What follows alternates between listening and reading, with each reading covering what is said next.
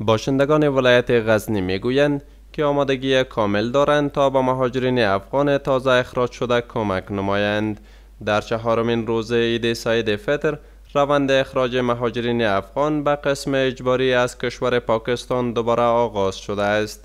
باشندگان ولایت غزنی میگویند که مهاجرین افغان در کشورهای همسایه برادرانشان هستند و در صورت اخراج آنان آمادگی هر گونه کمک با آنان را دارند. به گفته آنان، از اینکه کشور پاکستان به قسم ظالمانه و غیر قانونی مهاجرین افغان را اخراج می کنند، آنان دوشادوش با حکومت از آنان قدردانی و همکاری خواهند کرد. مونږ دوی ته هم هرکلی وایو او بعد له هرکلي نه وروسته انشاءالله مونږ هم مالي هم هر څه هغه ته اماده یو چې دوی سره خپل وس همکاري وکړو او انشاءالله ځینې کورونه هم مو خالي ګاوي خپل کورونه لرو چې دوی لپاره د خدمت لپاره هغه کو او دوی هلته کې واوسي. انشاءالله تا قاعده واسه خدا یو 100% همکار است به خاطر از اینکه مهاجر حق داره سر کل اگه مومن و مسلمان ما هم برادرای ما شماست که کسی دیگه نیست که از اکنون که بیگانه باید ما هم همه افغانستان باید دمی وطن خود بر بگردن.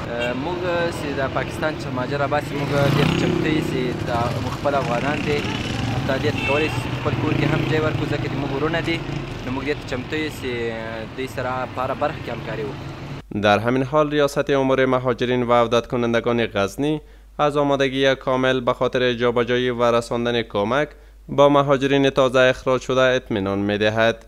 به گفته آنان، با همکاری مؤسسات همکار برای این مهاجرین سهولت‌های لازم را برابر خواهند کرد. دغه کډوالو چې دغه اخیرو کې د پاکستان هیواد لخوا هیواد ته راشلل کیږي یا په غیر قانوني ډول باندې راستنیږي، موږ په ټوله کې همکار مؤسسات له ځان سره لرو چې هغوی له پخوا له کډوالو چارو وزارت سره تفاهمنامې لري.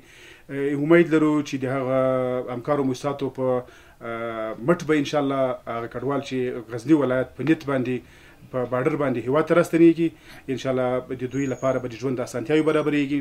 آنان می‌افزایند که به اساس حکم رهبری امارت اسلامی افغانستان در بیشتر ولایت‌های کشور کار ساخت شهرک‌ها برای مهاجرین افغان آغاز شده که در ولایت غزنی همچنان کار اعمار این شهرک به پیش رفته است که با اتمام کار باقی مانده آن برای مهاجرین توزیع خواهند شد.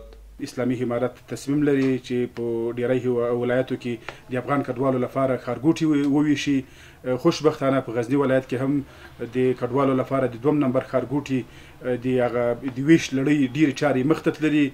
امید شته چې په دغه لنډ وخت کې به هغه ځمکه چې د کډوالو دوم نمبر ښارګوټي لپاره په پام کې نیول سوې ده هغه به د کرنې او مالدارۍ وزارت لخوا څخه د کډوالو چارو وزارت ته په رسمي بڼه باندې را انتقال سي.